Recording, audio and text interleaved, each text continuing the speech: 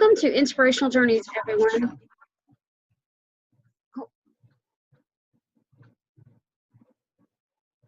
All right, sorry, I had to check something like that. Today, I am pleased to introduce my special guest, poet Kevin Morris. Kevin, how are you today? I'm very well, thank you. How are you, Anne? Doing good. Sorry about the pause there for a second. I just needed to check something on my end. So tell us a little bit about yourself. Yes, certainly. I'm actually from Liverpool. I was born in 1969, so I hope I'm growing older gracefully. But I've been living and working in London since 1994. My day job is as a civil servant, but I also write poetry as well, which gives me a great deal of pleasure. And I've published several books, including my latest one, The Writer's Pen and Other Poems, which I really enjoyed, by the way. So what inspired you to write poetry? Well, from a young age, I've always loved literature, going back to right when I used to sit on my grandfather's knee and he used to read me the famous Five and the Secret Seven Enid Blyton books, but he also used to read to me poetry. And then as I grew older, I discovered more poetry in the school library, and it developed from there. It gives me great pleasure to write. I remember one of the first poems I wrote, which no longer survives. It started something like, slithering through the wet grass comes the snake, but I don't remember the rest of it. Oh, wow. So have you ever tried writing anything other than poetry? I have written a couple of short stories, including one entitled Samantha. All of my books are available in the Amazon Kindle store, all of them in ebook and several of them, including The Writer's Pen, in paperback formats. The Writer's Pen is also in Audible for those of you who have Audible subscriptions and like to listen that way. Part of that, I wanted to ask you about that too. Did you have any part of that Audible process or the narration process? Did you choose the narrator, or did another publisher do that for you? Yes, indeed, I did choose the narrator. I liked the voice of Alex Lee, and I contacted her, and I was delighted because she enjoys my poetry, so we were able to come to an agreement whereby she recorded the book for me.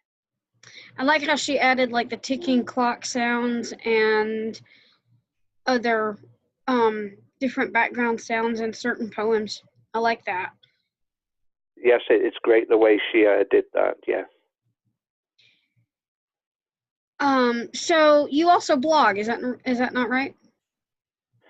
Yes, I have a blog at kmorrispoet.com. And what type of topics do you blog about?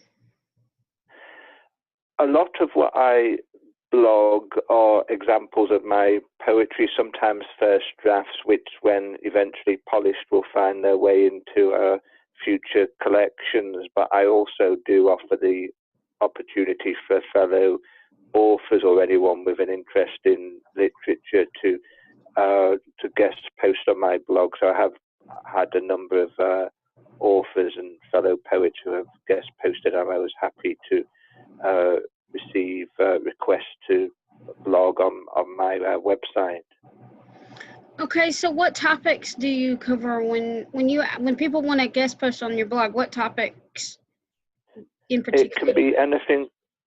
Sorry, it can be anything from the release of the new book to the writing process. So anything of that nature. But I'm always open to new topics as long as they fall broadly within the literature genre. I have had spam people asking whether they can blog on beauty, etc. I just tell them in the nicest possible way, no, this blog is a literary blog. Yeah, you got to be careful about that. So do you have any tips for aspiring authors and poets? What I would say is, if you're interested in poetry, read widely. So read the greats such as John Keats, William Wordsworth and poets such as my favourites, such as A. Houseman and Dowson, but also read outside your comfort zone. So if you're not really a lover of free verse, I think it's important that you still read free verse poets to give you a broader range. Likewise with literature, it's good to read a range of literature, and then you will gradually develop your own style. I would also say not to become discouraged. There are times when I'll spend well over an hour working on something only to press the delete button, which I think is the equivalent to the author tearing up a manuscript in disgust and throwing it into the fire. But just keep going, and you will, I hope, come up with something of which you'll be proud, and in time you'll be able to publish. Wow, because honestly, I never thought I could write poetry, and I started writing poetry back in April. So for those of you listening, great. you can see some of that on my blog too. So I have a question about poetry books for those, wanting to publish, including myself. This is one of my curiosities. Is there a specific number of poems that you have to publish in a book? I mean, is there a limit or a minimum and or a maximum? How does that work? I don't believe that. I don't believe there is. I mean, I think if you look on the Amazon site, they do say that an ebook should have a certain word count, but I think you can certainly publish quite a slim ebook. I think that a paperback has to have more pages for the simple fact that to be able to bind successfully, obviously it needs to have a certain number of pages, but I don't know that off the top of my head. I'm terribly sorry. That's my mobile, which I neglected to turn off. That's all right. I was just curious because I didn't know if there were certain guidelines. And I think it's for perfect binding. I think it's like 48 pages at least, but don't quote me on that. And I was just curious. I think you're absolutely right. And of course, there's nothing to stop authors. I do have an author blogging friend who kindly sent me a number of her books in print, which her and her husband had bound using plastic binders, and she sells them locally. So obviously that's also an option. I guess an author could sell those through their own website. Yeah, I mean they certainly, yeah. I never thought about doing that myself because I think it would be expensive, but to each his own. So where can people? Oh, I'm sorry. Go ahead. I was going to say there's also the option to produce an audiobook, as I did with the writer's pen. There are two options there. Either you can come with an arrangement with a narrator where they share the costs with you, any profits with you, a 50-50 split, or you can actually pay a narrator to produce the whole book. But obviously, if you do that, then you've got to think whether you're going to be able to recoup the expenditure you've put into paying a narrator. Right. Not only that, the production costs can be expensive too. Did you use ACX? I did, yes. Okay, because I know there's another one, Findaway Voices as well, and I think they do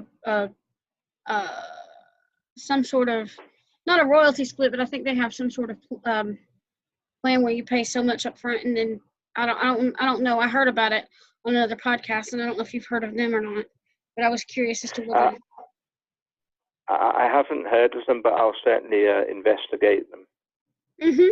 I would look into that, because that way, not only do you have Audible, but you have wider distribution through other, like Storytel and other programs if you're using Findaway Voices.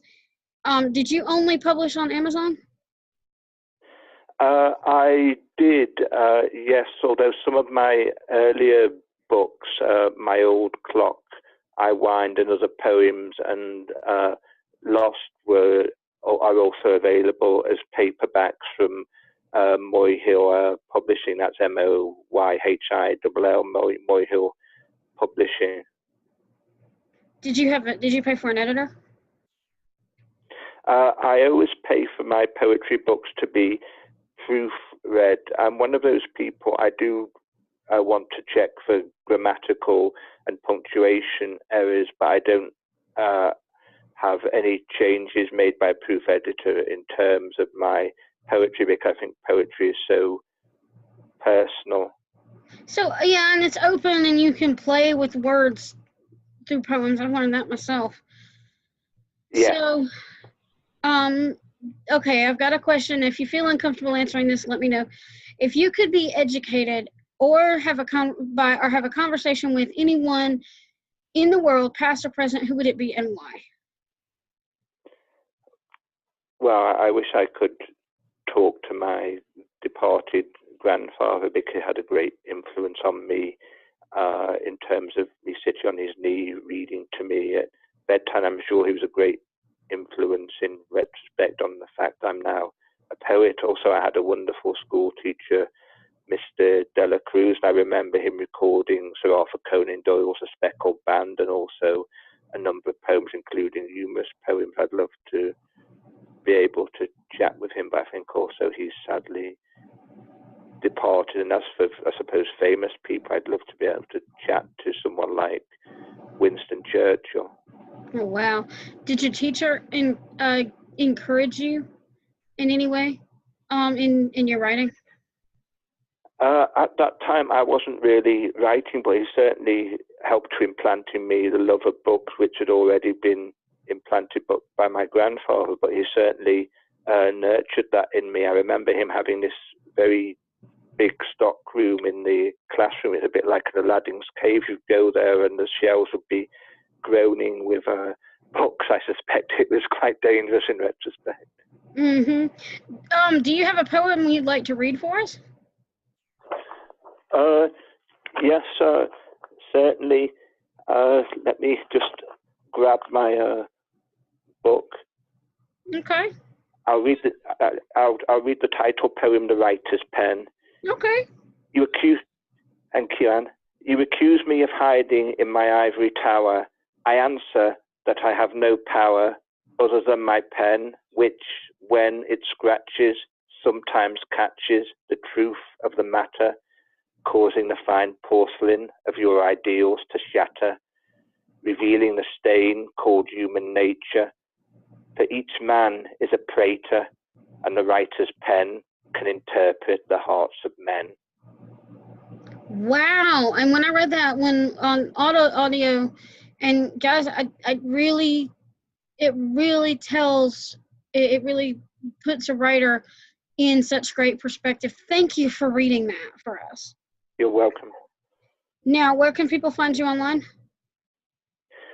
They can find me at my website, which is K Morris Poet. So the initial K, MORRIS, KMorrisPoet.com. And I'm also on Twitter at DrewDog, DREWDOG 2060 _ and on Goodreads at goodreads.com/new author online. New Author Online was what my website was called when I first started blogging, hence I have that still as an appendix to my Goodreads website.